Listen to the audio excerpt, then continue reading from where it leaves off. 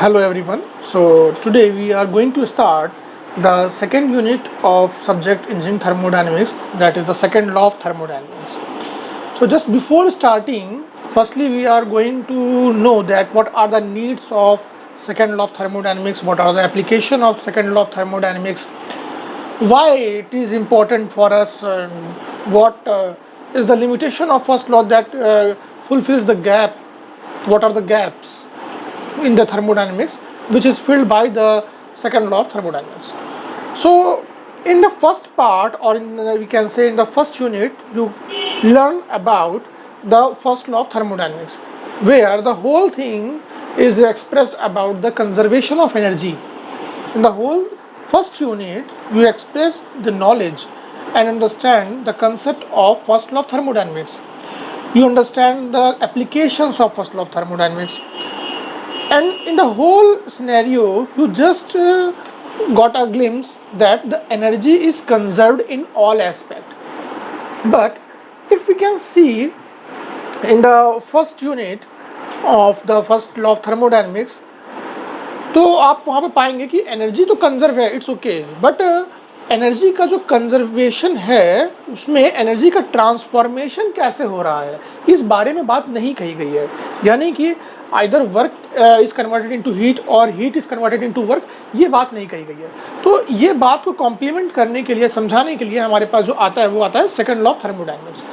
So just before starting of second law of thermodynamics, so firstly we will express few applications. Okay, so अगर हम देखें कि work को हम heat में कन्वर्ट कर रहे हैं, ठीक, या हम हीट को वर्क में कन्वर्ट कर रहे हैं, तो ये दोनों ही अलग अलग एप्लीकेशन है. ये दोनों में हीट और वर्क जो है वो टोटली कन्वर्ट हो रहे हैं, एनर्जी कंजर्व है, वो बात ठीक है. बट कैसे हो रहा है हम इसके बारे में बात करेंगे. ठीक, यहाँ पर सेकंड लॉ में अगर हम एप्लीकेशंस की बात करते हैं, तो जैसे कि एग्जांपल के लिए ह्यूमन बॉडी, तो ह्यूमन बॉडी में क्या होता है कि हम लोग फूड लेते हैं जो कि केमिकल रिएक्शन करता है, केमिकल एनर्जी से फिर वो हीट एनर्जी में कन्वर्ट होता है हमारे अंदर, और फिर वो हीट एनर्जी मैकेनिकल वर्क में हमारे बाहर निकलती है. सो ये एक एनर्जी डिवाइस है जो कि हीट एनर्जी को वर्क में, मैकेनिकल वर्क में कन्वर्ट कर रहा है. वर्क कई टाइप के आपने ऑलरेडी पढ़ रखा है फर्स्ट लॉ में, जैसे शाफ्ट वर्क, इलेक्ट्रिकल वर्क, बहुत सारे डिफरेंट काइंड ऑफ वर्क होता है जिसको हम थर्मोडायनेमिक्स में वर्क कहते हैं. ठीक, सेम अगर हम दूसरा एग्जांपल देखते हैं, जैसे कि हमारा एक होता है हीट इंजन. हीट इंजन में क्या करते हैं हम लोग, फ्यूल ऐड करते हैं, वहाँ पे भी केमिकल रिएक्शंस होती हैं, केमिकल रिएक्शन से वहाँ पे हीट प्रोड्यूस होती है, वो हीट कन्वर्ट हो जाती है हमारी वर्क में. ओके, तो वहाँ पर भी हम क्या कर रहे हैं, हीट को वर्क में कन्वर्ट कर ले रहे हैं. तो जहाँ भी हम हीट को वर्क में कन्वर्ट करेंगे वो एक एप्लीकेशन है, और हम डायरेक्शन बता रहे हैं कि हीट से वर्क में कन्वर्जन हो रहा है. अगर दूसरे एस्पेक्ट में देखें, जैसे कि रेफ्रिजरेटर या एयर कंडीशनिंग, तो वहाँ पे हम क्या देखते हैं कि वहाँ पे हम वर्क सप्लाई करते हैं अपने सिस्टम पे, और वर्क सप्लाई करने के बाद वहाँ से जो हीट होती है वो बाहर निकाल ली जाती है.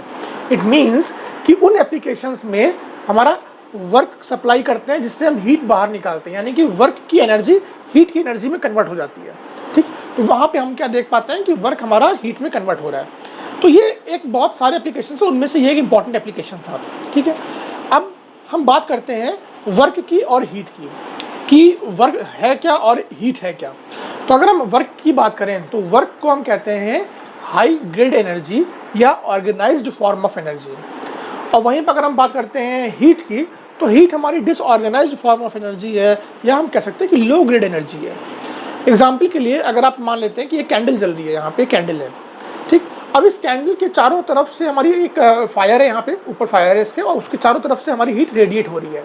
तो अगर वहाँ से हीट हमारी रेडिएट होगी तो वो इक्वली डिस्ट्रीब्यूट हो रही है.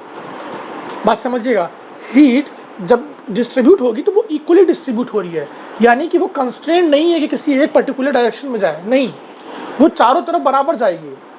ठीक, थोड़ा सा ऊपर नीचे होगा, वो एक अलग कॉन्सेप्ट है, वो बहुत डीप में, बट हम अगर ओवरऑल देखें तो वो हीट हमारी इक्वली डिस्ट्रीब्यूट हो रही है, ऑर्गेनाइज नहीं है. ऐसा तो नहीं है कि हमने हीट फायर हुई और हम चाह रहे थे कि हीट हमारी इस पर्टिकुलर डायरेक्शन में जाए तो वो उस पर्टिकुलर डायरेक्शन में जाएगी, नहीं, ऐसा नहीं है. इसलिए हम उसको कहते हैं हीट को ये डिसऑर्गेनाइज्ड फॉर्म ऑफ एनर्जी, क्योंकि हीट का डिसिपेशन ऑर्गेनाइज नहीं है.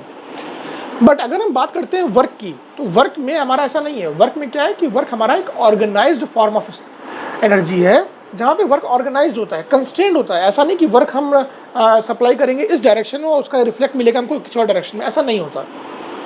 इट मीन्स कि वर्क हम जिस डायरेक्शन में दे रहे हैं वो कंस्ट्रेंड होगा, वो हमें ऑर्गेनाइज्ड वे में उसी डायरेक्शन में मिलेगा, ठीक है।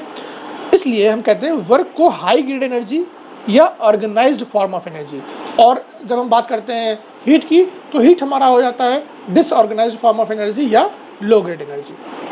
तो चलिए अब इन्हीं बातों को हम स्टार्ट करते हुए आगे ले चलते हैं चीज़ों को। तो अगर हम फर्स्टली देखें कि what are the limitations of first law of thermodynamics, तो क्या है। तो जब हम देखते हैं कि फर्स्ट लॉ ऑफ थर्मोडायनेमिक्स के लिमिटेशंस क्या हैं, तो हमें ये मालूम पड़ता है कि फर्स्ट लॉ ऑफ थर्मोडायनेमिक्स में ये बताया गया कि that the energy is conserve. This law does not give any direction for particular process. किसी भी पर्टिकुलर प्रोसेस के लिए हमें डायरेक्शन नहीं दिया गया। This law does not give any direction, यानी कि फर्स्ट लॉ कोई डायरेक्शन नहीं बताता किसी पर्टिकुलर प्रोसेस के बारे में। ओके, सो कौन बताता है? It is the second law of thermodynamics which gives the direction with the help of concept of entropy, ठीक है। तो सेकंड लॉ है, यहाँ पे हम डायरेक्शन की बात करते हैं कि हमारी डायरेक्शन क्या होगी। Either heat is work converted into work और work is converted into heat और सो मेनी प्रोसेसेस। अच्छा, अब जो ये डायरेक्शन होगी ये बताएगा कौन? हमें बताएगा सेकंड लॉ। किसकी हेल्प से बताएगा? With the help of concept जो है, कॉन्सेप्ट ऑफ एंट्रोपी। एंट्रोपी की कॉन्सेप्ट के थ्रू बताया जाएगा कि वो प्रोसेस हमारा रिवर्सिबल होगा या इरिवर्सिबल होगा, डायरेक्शन क्या होगी, ये सारी बातें वहाँ पे हम लोग डिस्कस करेंगे। आगे हम बात करते हैं।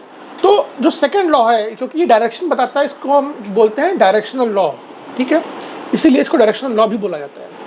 अब अगर हम आगे बात करते हैं तो हम यहाँ पे देख सकते हैं कि work is known as a high grade energy and it is also known as organised form of energy, whether heat is known as disorganised form of energy या लो ग्रेड एनर्जी। ओके, तो ये बात तो यहाँ तक हो गई। अब हम आगे की बात जब करते हैं तब हमारे टर्म आते हैं रिजर्वायर। सो रिजर्वायर क्या है, पहले तो हम ये समझते हैं। तो रिजर्वायर वो कोई भी चीज़ हो सकती है जिसमें उस पर्टिकुलर, जिस भी चीज़ का रिजर्वायर है उसमें वो क्वांटिटी पर्टिकुलर, चाहे जितनी हम डाल दें या चाहे जितनी उसमें से हम निकाल लें, कितना भी हम इनपुट करें और कितना भी हम उसमें से एक्सट्रैक्ट करें, वो पर्टिकुलर क्वांटिटी पे फर्क नहीं पड़ेगा।